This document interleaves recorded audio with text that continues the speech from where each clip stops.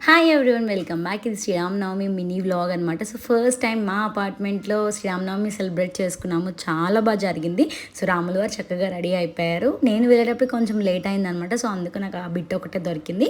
And ఇది వచ్చి సీతమ్మ వారు రెడీ అయిపోయారనమాట.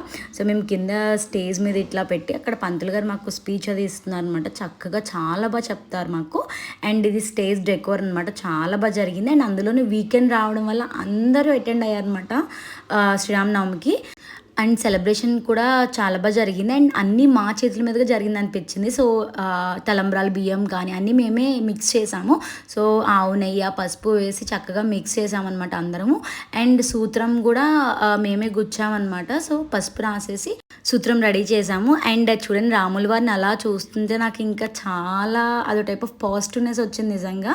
అండ్ రాముల వారిది జీలకర్ర బెల్లం పెట్టడం కానీ అండ్ ఇంకా సూత్రము అండ్ తలంబ్రాలు పోయడం ఇవన్నీ కూడా చూసాము. యాక్చువల్లీ ఎప్పుడు కూడా బయట వేరే టెంపుల్స్లో అట్లా చూస్తూ ఉంటాను, కానీ ఇట్లా స్వయంగా మా అపార్ట్మెంట్లో జరగడం చాలా బాగా అనిపించింది. అండ్ ఇక్కడ మేము నల్లపూసలు గుచ్చుతున్నాము.